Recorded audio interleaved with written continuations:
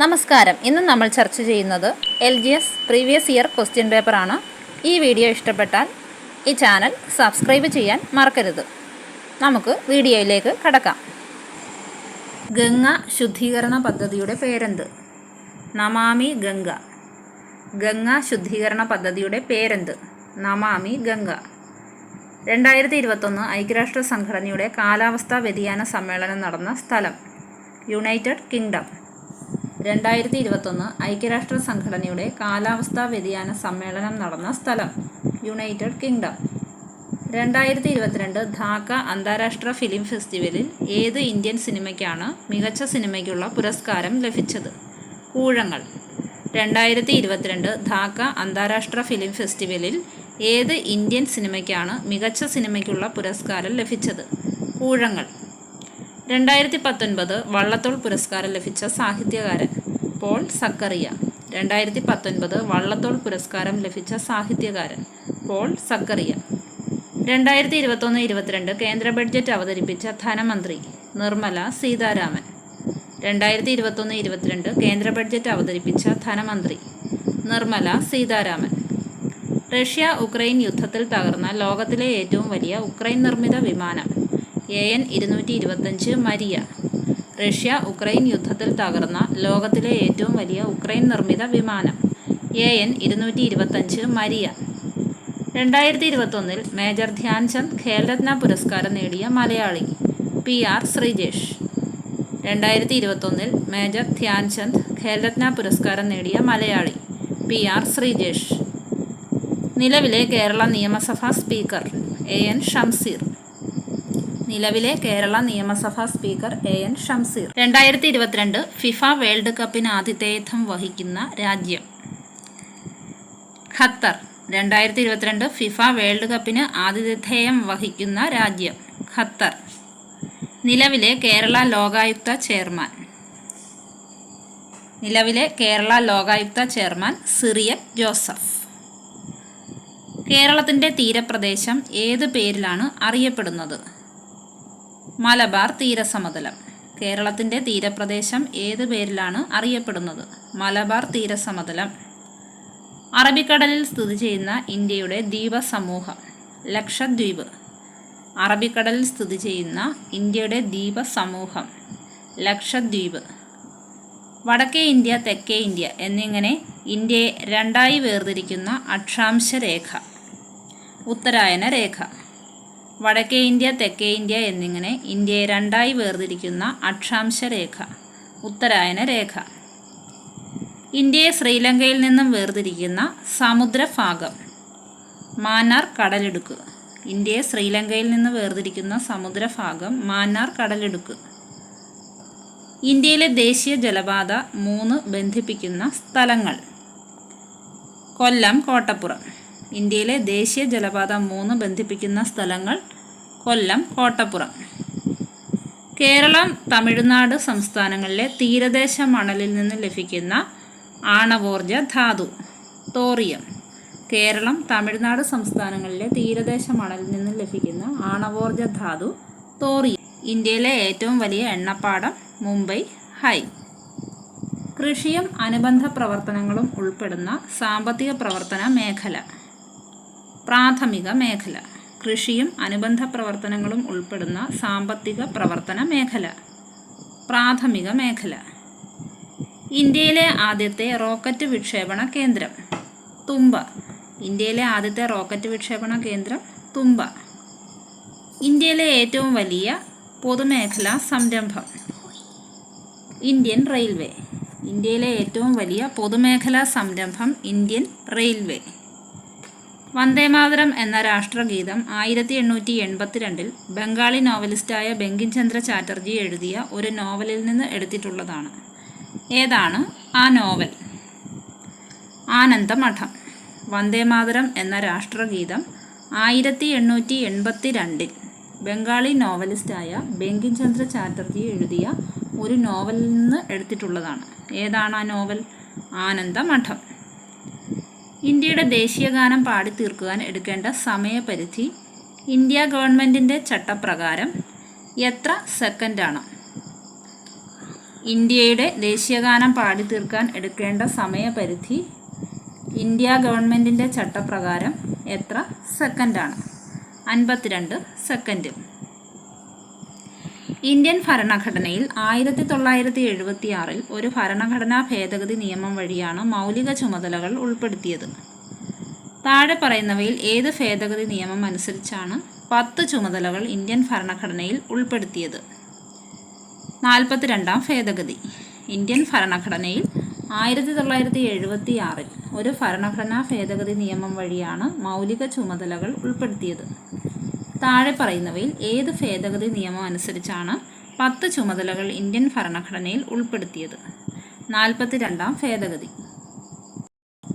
Indian ഭരണഘടനയുടെ ഭാഗം 3 പൗരന്മാർക്ക് ചില മൗലിക അവകാശങ്ങൾ ഉറപ്പു നൽകുന്നു. താഴെ പറയുന്നവയിൽ ഒരു അവകാശം ഭാഗം 3-ൽ ഉൾപ്പെടുത്തിയിട്ടില്ല.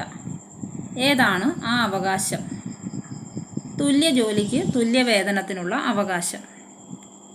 ഇന്ത്യൻ ഭരണഘടനയുടെ ഭാഗം 3 പൗരന്മാർക്ക് ചില മൗലിക അവകാശങ്ങൾ ഉറപ്പു നൽകുന്നു.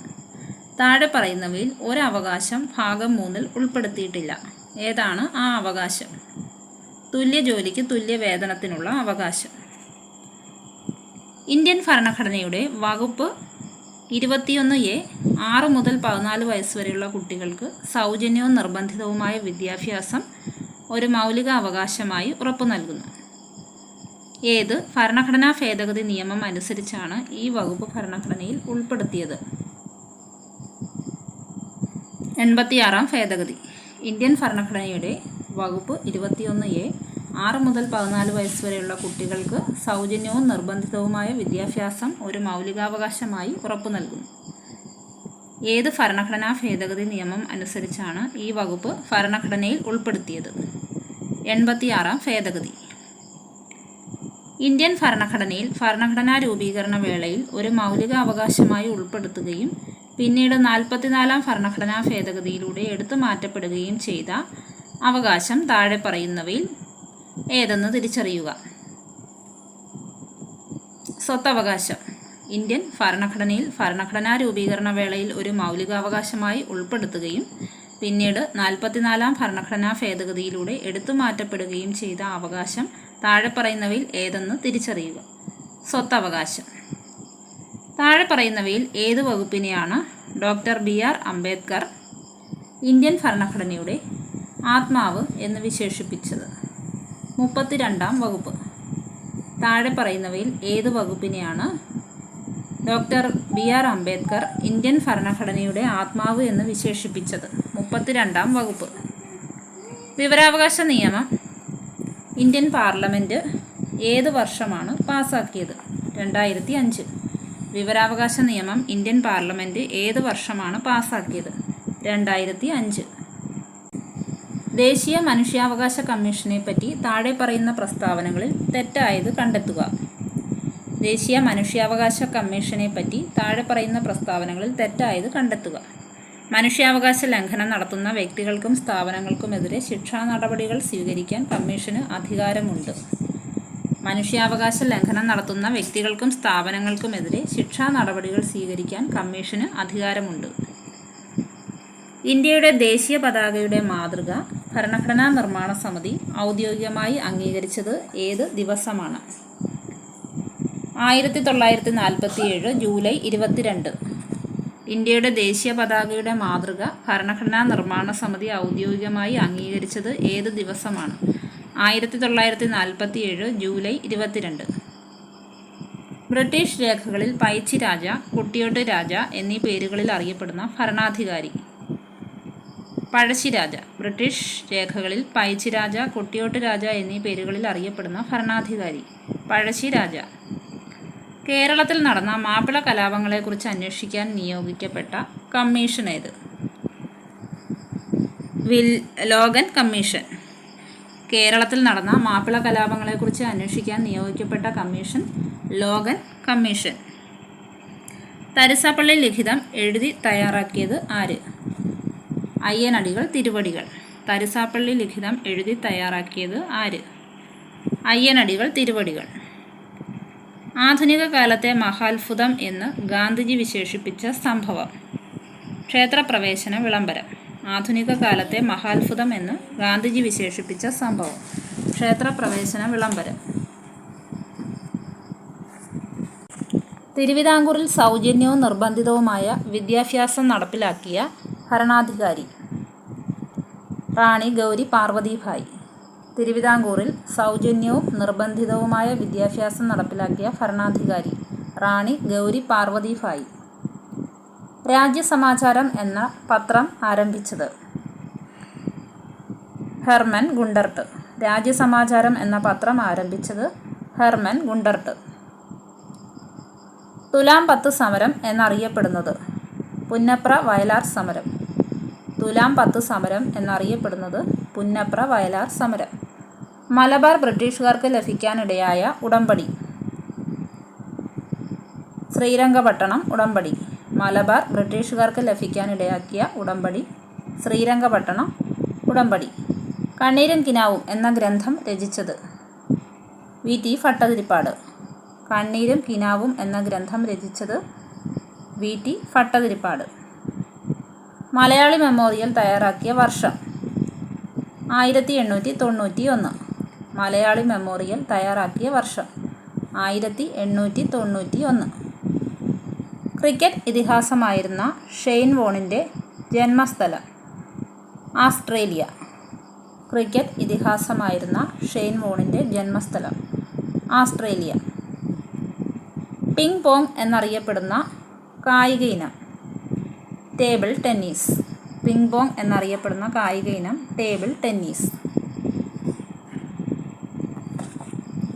ഹോക്കി കളിയിലെ മാന്ത്രികൻ എന്നറിയപ്പെടുന്ന കായിക താരം ധ്യാൻ ചന്ദ്.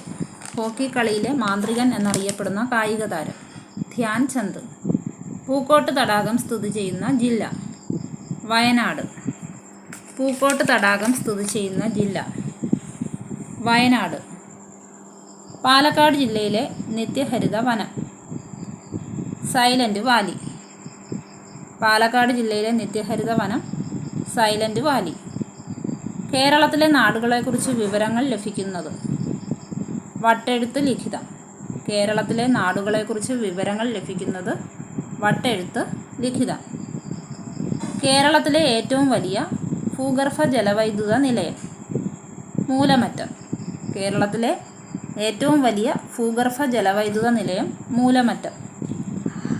പ്രാചീന കാലത്ത് ചൂർണി എന്നറിയപ്പെടുന്ന നദി പെരിയാർ. പ്രാചീന കാലത്ത് ചൂർണി എന്നറിയപ്പെട്ട നദി പെരിയാർ. 5 തിണകളിൽ നെയ്തൽ എന്തിനെയാണ് സൂചിപ്പിക്കുന്നത്? കടൽ തീരം. 5 തിണകളിൽ നെയ്തൽ എന്തിനെയാണ് സൂചിപ്പിക്കുന്നത്? കടൽ തീരം. സംഘകാലഘട്ടത്തിൽ ഉപ്പു വ്യാപാരികൾ ഏതു പേരിലാണ് അറിയപ്പെടുന്നത്? ഉമണർ. സംഘകാലഘട്ടത്തിൽ ഉപ്പു വ്യാപാരികൾ ഏതു പേരിൽ അറിയപ്പെടുന്നു? ഉമണർ.